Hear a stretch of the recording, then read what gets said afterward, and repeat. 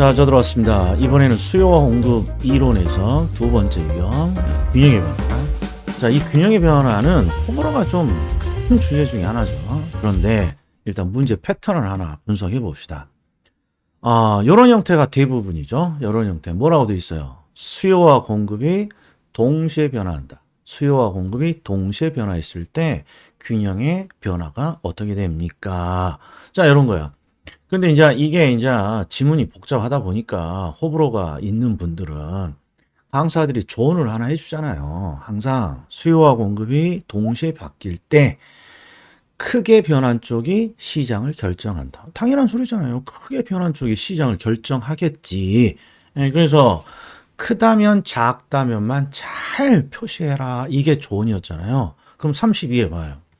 문제 풀기 전에 정답부터 봅시다. 32회가 정답이 5번이에요.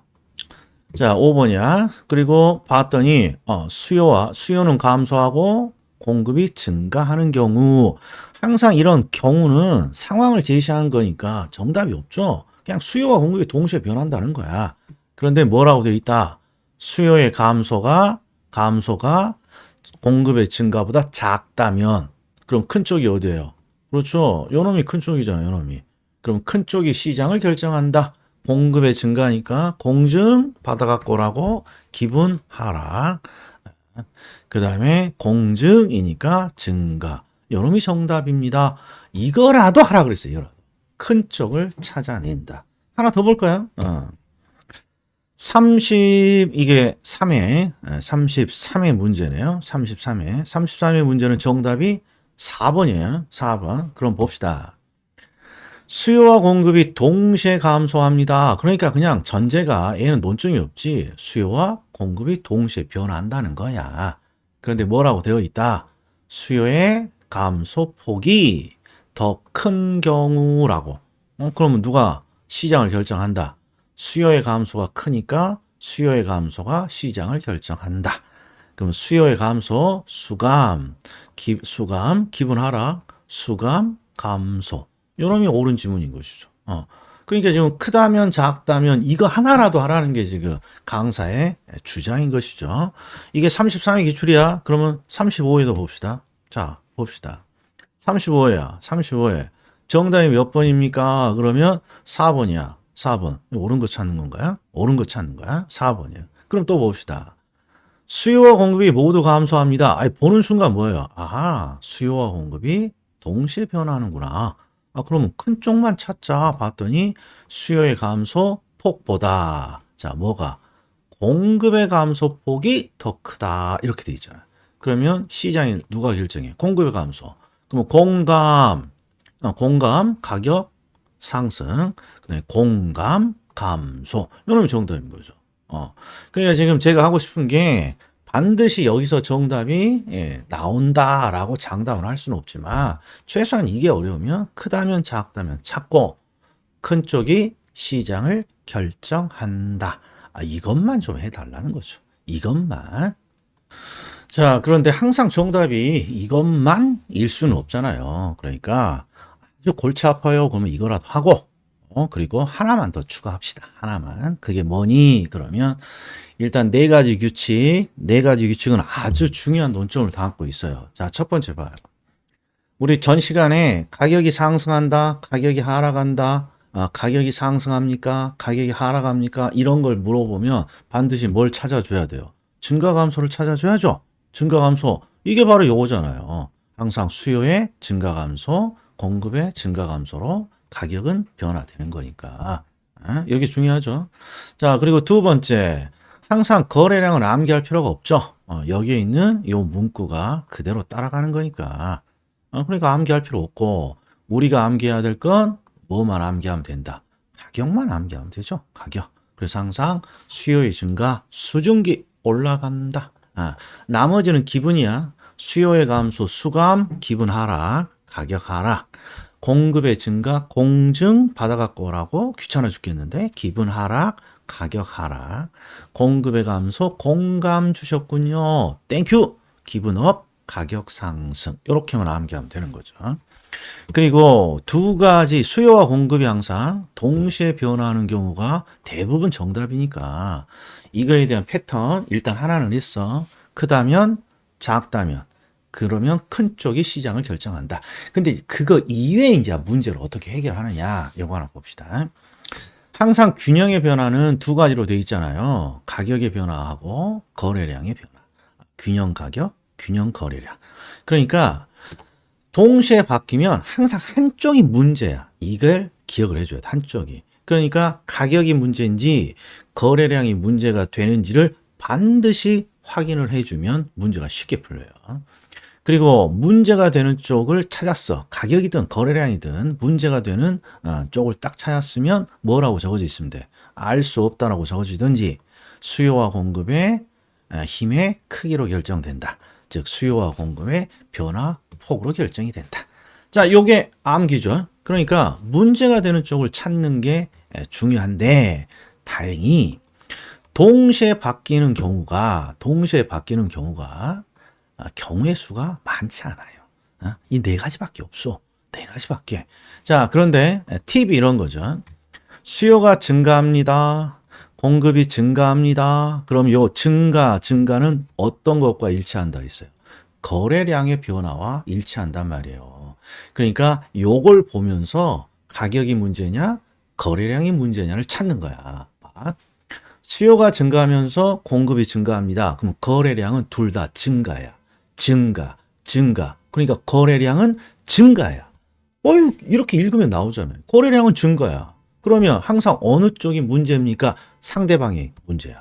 가격이 문제라는 거지. 가격이. 또 봐.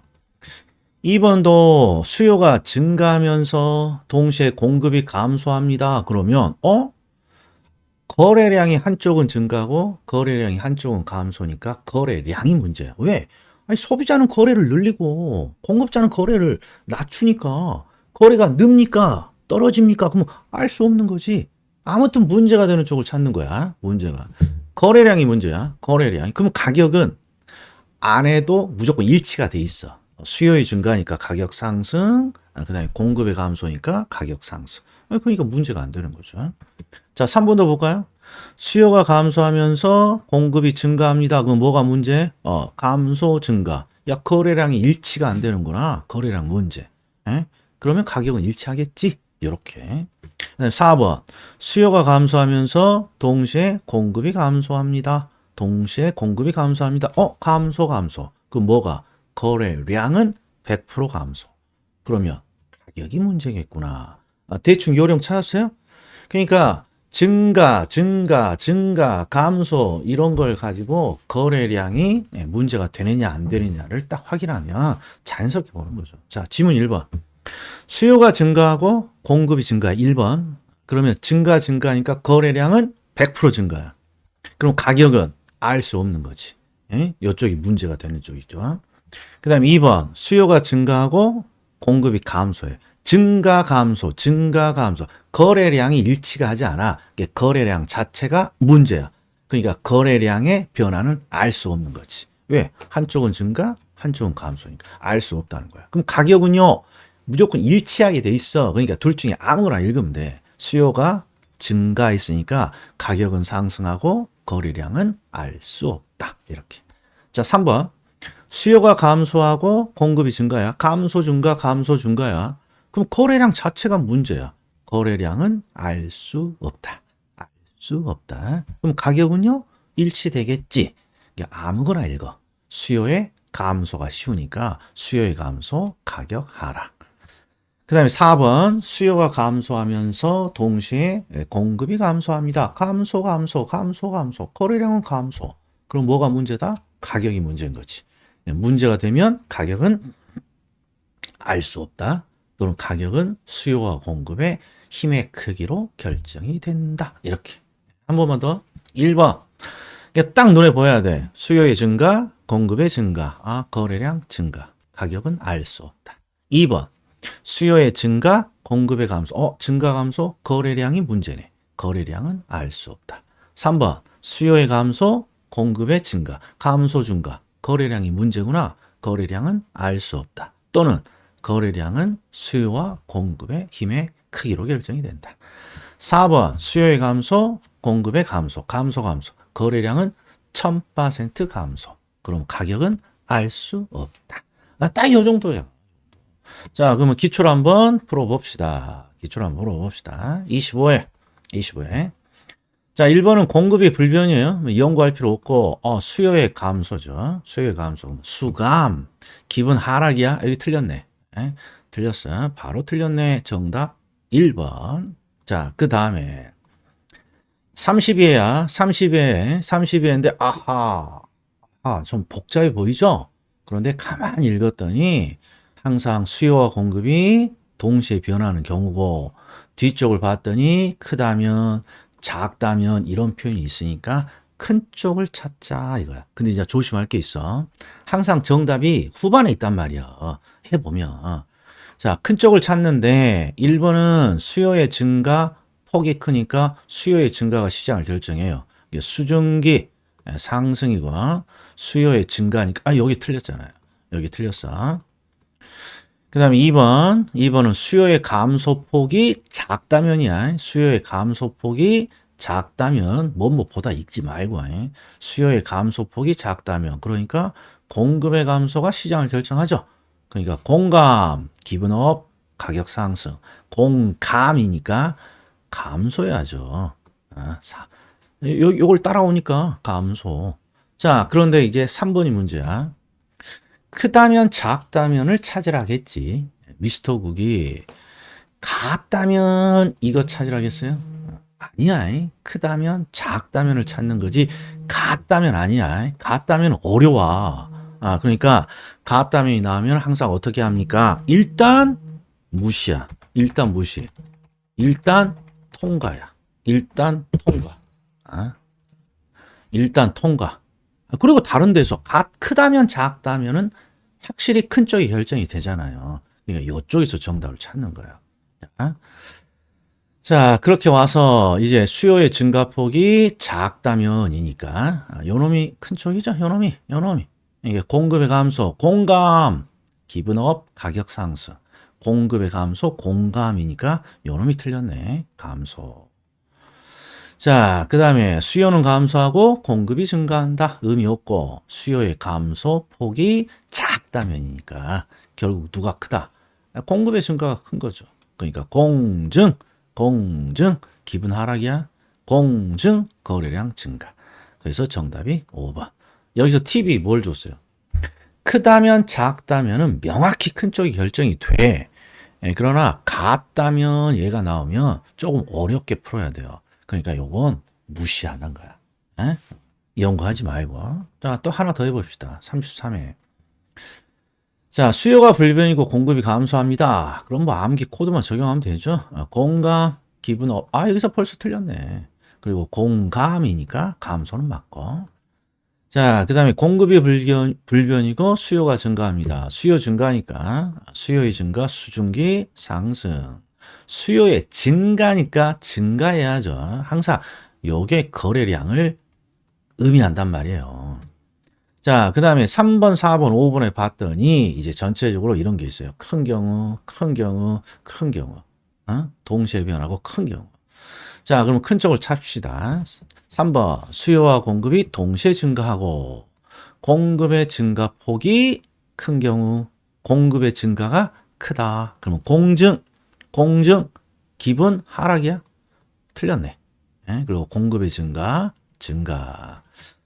자, 그 다음에 4번, 수요의 감소폭이 큰 경우니까 수요의 감소를 해야죠. 그러니까 수요의 감소, 수감, 기분 하락.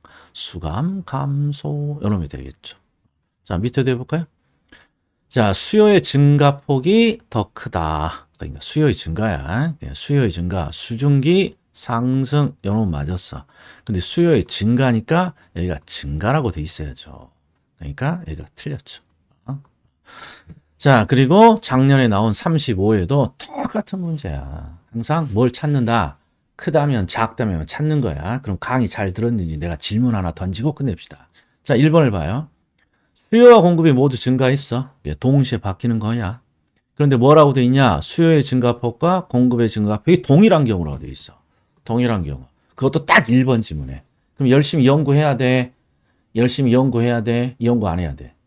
일단은 넘어가라고. 이게 같다면, 동일하다면, 같다면, 동일하다면 나오면 일단 무시. 다른데 정답이 있겠지. 패스.